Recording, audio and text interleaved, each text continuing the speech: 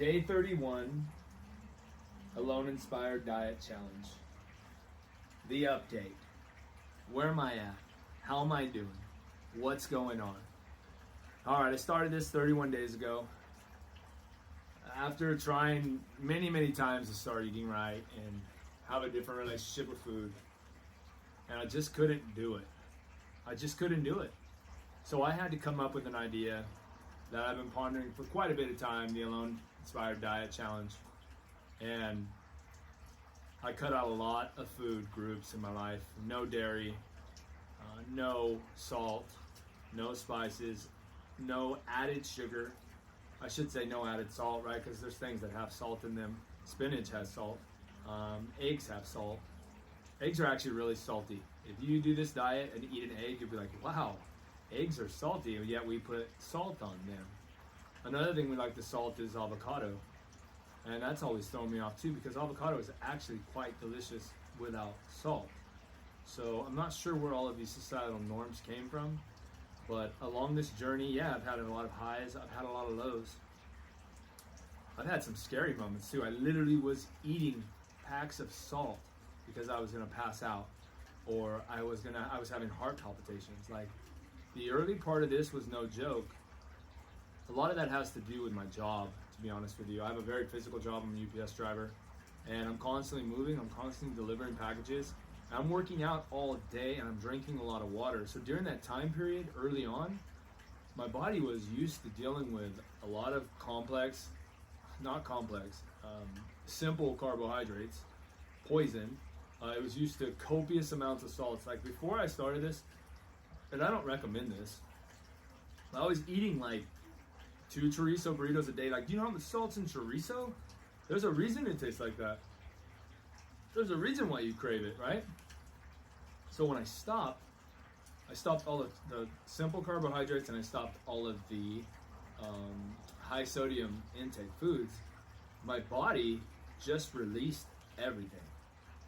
And it released all of my salt, all of my fluid reserves, all of that. And it couldn't catch up. So yeah, I was dealing with a lot of things. So I think if someone tried to do this diet, and they didn't have a super physical lifestyle, I think they would do much better. What are my key takeaways doing this diet? That's one of my biggest key takeaway is what you put in your mouth determines what your body looks like. It's that simple.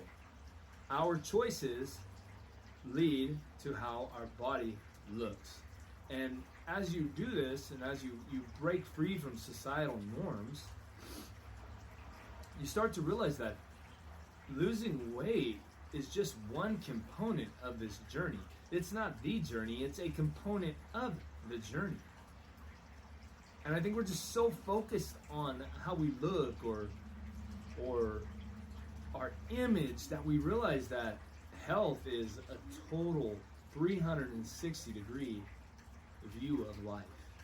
And as I break free from the societal norms of salt and sugar and processed foods and these crazy freaking chemicals I can't even hardly read, and I can read very well, the more in touch with myself I get.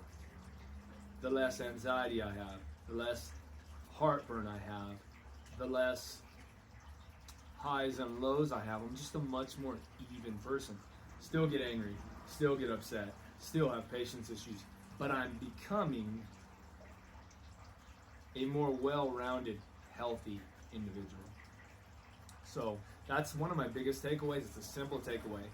What you put in your mouth leads to what you look like and what you feel like. There's no way around it. My second biggest takeaway: you can eat like crap, you can sleep all you want, you're still not gonna feel good. Before I started this diet, I was getting about 5 to 5.5 hours of sleep every night. And I said, you know what? It's the sleep that's killing me. Not sleeping is what's killing me. And so I tried to get more sleep. It did not affect me one bit. I was still tired. I was still irritable. I was still bloated. I was still feeling like crap.